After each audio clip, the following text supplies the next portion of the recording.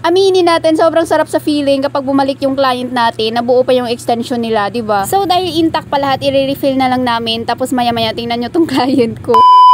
Hello beautiful ladies, mayroon tayong 4 na client for today's video. At lahat sila ay nagpapa-appointment, kaya naman eto na agad yung first client natin. Ayan yung kuko niya. So etong si madam ay first time magpapa-soft gel nail extension. And nakakatuwa dahil ako yung naka-first time sa kanya.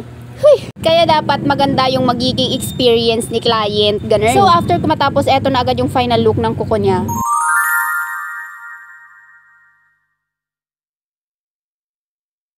Ayan, simple Frenchies lang yung pinagawa ni client with reflective gold glitter na sobrang nagustuhan naman niya, kaya hindi tayo nabigo mga babe. So ang total single ko dito sa kanya ay 499 pesos lang, o diba ang mura? Kaya ano pang hinihintay nyo? Tara na, go! So eto na yung second client natin, ayan yung kuko niya, kaya naman after ko matapos, eto na agad yung final look ng kuko niya.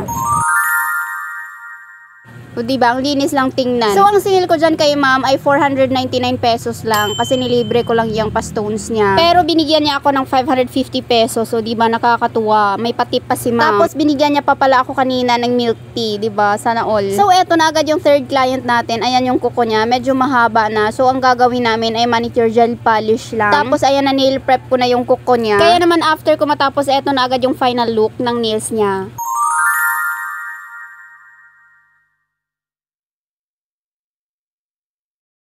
Ayan siya, ganyan lang yung pinagawa ni client, simpleng design lang na pakurba gamit yung reflective glitter sa halagang 300 pesos lang. So eto na agad yung fourth client natin, o diba pa smile lang yung person, pero ang totoo antok na antok yan, wala yung tulog.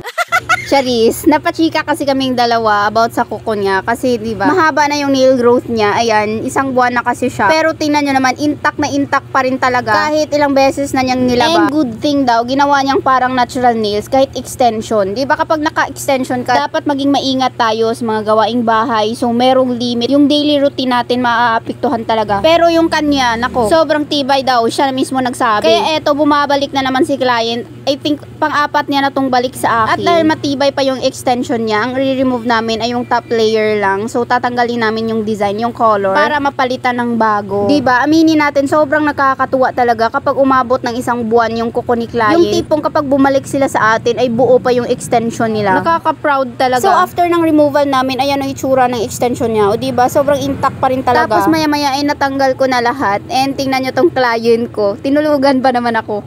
Anyways, okay lang yan. Pagod na pagod kasi tong client natin kasi isa siyang call center agent. Tapos kanina, after ng out niya, meron silang lakad kaya hindi na nakatulog ang first one. So nung nagising siya, pinapapili ko na siya ng kung anong design yung gusto niya. Kaya naman after ko matapos ay eto na agad yung final look ng kuko niya. O diba, kabog? Ang ganda. Para sa akin, isa to sa pinakamagandang nagawa kong nail design. Actually, meron siyang inspo na pinagaya. Ayan, ipapakita ko na lang sa taas. So, ano sa tingin nyo, nakukuha ba natin? Pero syempre, iba yung shape kasi ayan yung gusto ni client. And dahil hindi kita yung thumb sa inspo niya kung anong design, kaya gumawa na lang ako ng sarili ko. Hindi ko na ginambala si client kasi natutulog pang first one. Kaya wala siyang magawa. Ganyan yung ginawa ko. And dahil buo pa yung nails niya, kaya naisipan kong magbigay ng discount sa kanya kasi natutuwa talaga ako. Kaya naman ang total single ko sa kanya ay 650 less 100 na discount. Kaya naman 550 pesos lang yung binayaran niya. O diba, ang ganda at ang puti ng client natin. Tapos tingnan nyo kung anong gagawin ng bata sa likod niya. Panirang moment to.